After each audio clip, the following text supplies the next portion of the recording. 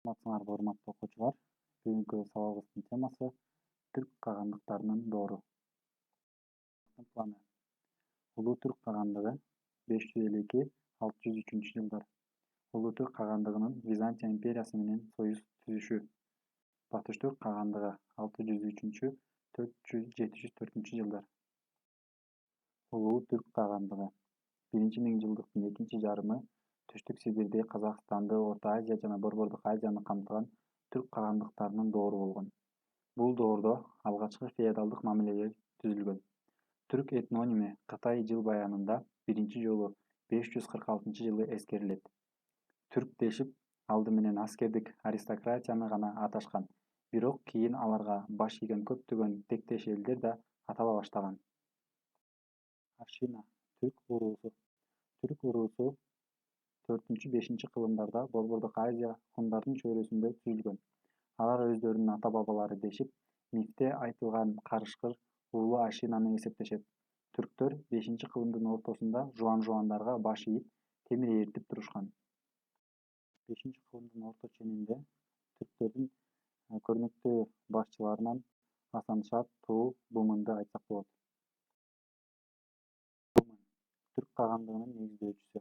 Түрк уурулары Бумундун жетекчилиги менен Алтай ууруларын баш ийдиришкен. Түрктөрдүн атчан аскерлери 546-жылы Шунгарияны байырлаган күчтүү Теле ууруларын моюн сундурган. Бумун өз аскерлери менен 552-жылы жуан-жуандарды талкалаган. Ошентип Борбордук Азияда улуу түрк кагандыгы түзүлгөн. Бумун Илик Каган деген титулду кабыл алган. Каган 553-жылы көз жумган. Жуан-жуандардын каганы Анахуанга кызын аялдыкка берүүсүн суранган. Өз даңкына жана күч-кубатына эсирген Анахуан Бумунду мазактап өтүм үчүн четке каккан. 552-жылы түрктөр жуан-жуандарга кол салып, аларга баш көтөргүч сокку урган. Анахуан өзүн өзү өлтүргөн. Жеңишке жеткен Бумун Илик Каган титулун алган. 552-жылы улуу түрк кагандыгы түзүлгөн.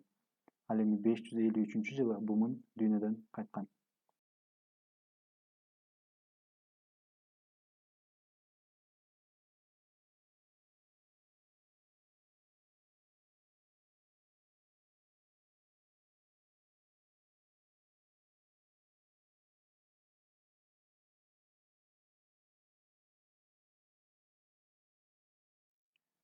Түрк каганаты эбегейсиз чоң аймакты өзүнө камтыган. Борбору Суяб шаары болгон. Аянты 13 миллион километр квадрат. Тили байыркы түрк тили болгон.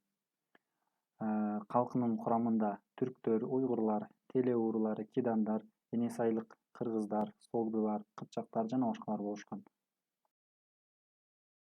Улуу түрк кагандыктарынын батыш бөлүгүн башкарып турган Истеми Каган улуу түрк кагандыгынын башкаруучусу болгон.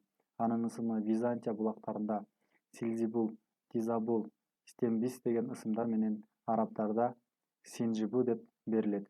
Истеми Каган Ашина династиясынын эң жогорку титулу Иапул Каган наамын алган. 555-жылы түрк уурулары Жети сууну гана эмес, Борбордук Азиянын Сырдария боюн, Арал деңизине чейин ээлеп алышкан. Истеми Каган 10 уурунун каганы деген титулга ээ болгон. Истеми 558-жылы Волга жана Урал боюн басып алган. Иран нефталиктерге салык төлөп турган. Алардан кутулуу үчүн Истеми менен достошкон. 563-жылы жана 567-жылы нефталиктерге Иран аскерлери батыштан, түрк аскерлери түндүктөн кол салып, алардын жеринин кыйла бөлүгүн тартып алган. Аму дарыясы жеңүүчүлөрдүн чек арасы болуп калган. Нефталиктерди талкалагандан кийин Иран менен түрк кагандыгынын ортосунда чыр чыгат. Иран шахы Хосров Ануширван күйөө бала катары Кагандын кичүү иниси болууга тийиш болчу. Бирок шах бул салтка баш ийгиси келбейт. Истеми мурда нефталиктерге төлөгөн салыктын баарын эми түрктөргө төлөөнү талап кылат. Алардын негизги талашы Улуу Жибек жолундагы соода жолу болчу. Түрктөрдүн Иранга жиберген экинчи элчилеринин набут болушу согушка шылтоо болгон. Ирандын талкаланышына согдулуктар кызыгышкан. Согдулардын башчысы Миниях Истеми Каганга Ирандын душманы византиялыктар менен союздашууга сунуш киргизген.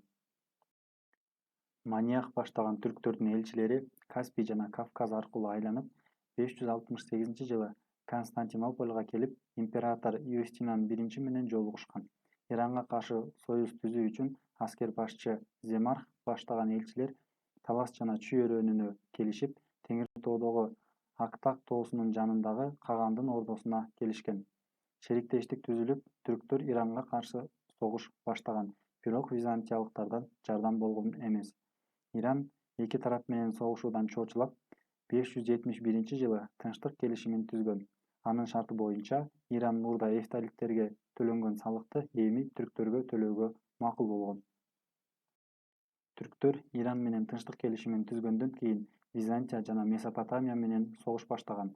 Константинопольдун келишимди кайра калыбына келтирүүгө жасаган аракетинен майнап чыккан жок.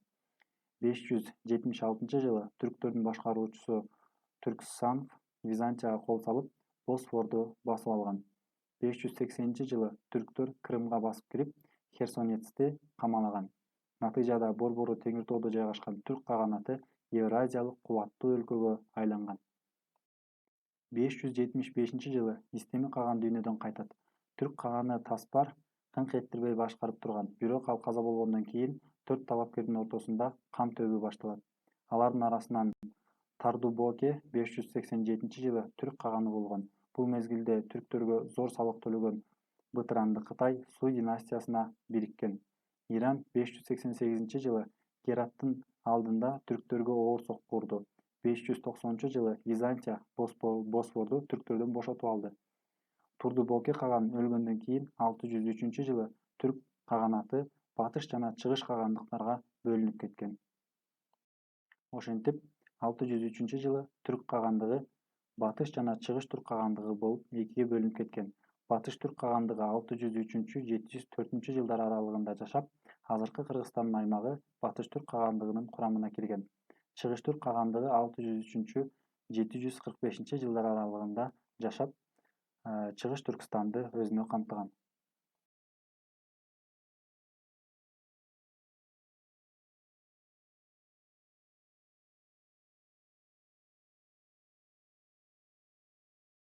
Улуу түрк кагандыгынын бөлүнүп кетишинин негизги себеби так талашуу болгон. Ошонун натыйжасында кагандык алсыраган, ички биримдик кеткен. Көз каранды мамлекеттер салык төлөбөй баштаган, ошондой эле тышкы душмандар күчтөрүн топтоп алышкан.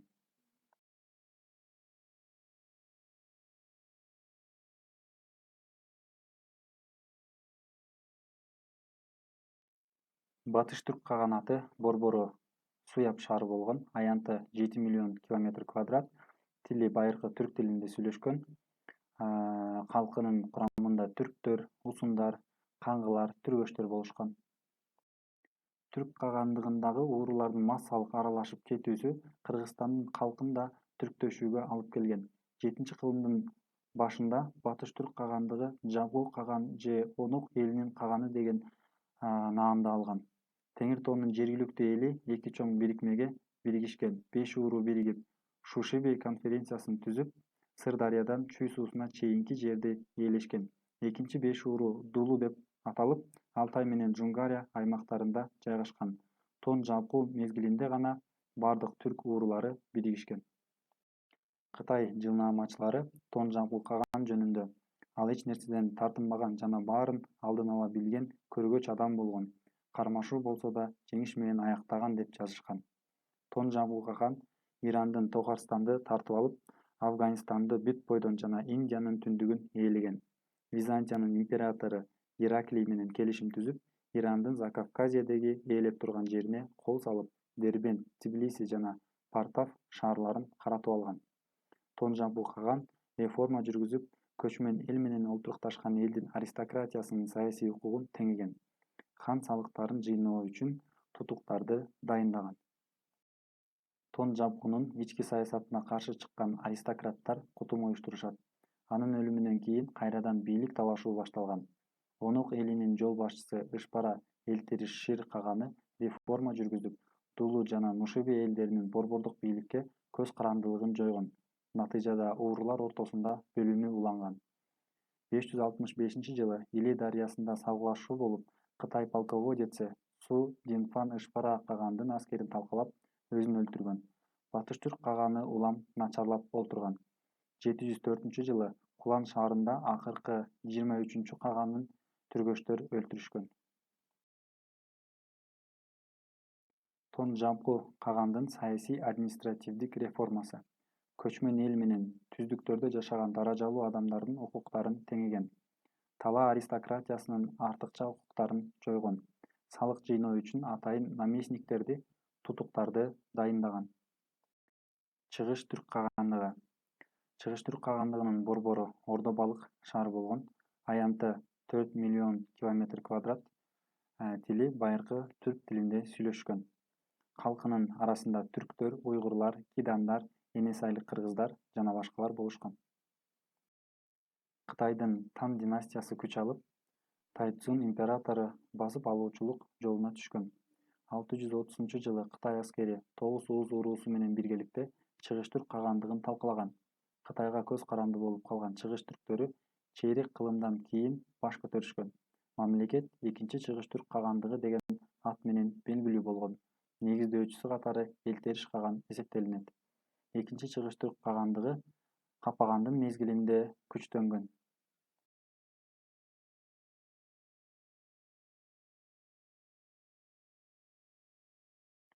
Байыркы түрктөрдүн маданиятына мүнөздүү болгон өзгөчөлүк байыркы түрктөр адам өлгөндө аны минип жүргөн аты менен кошо көмүшкөн.